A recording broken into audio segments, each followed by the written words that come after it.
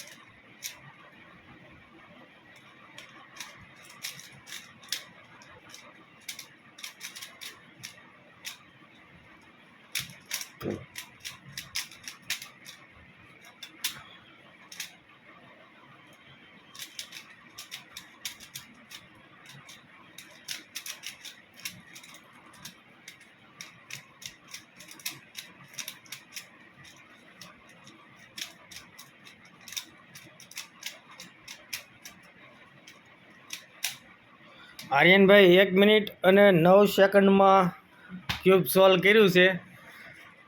જો કે 9 સેકન્ડ વધારે જ છે.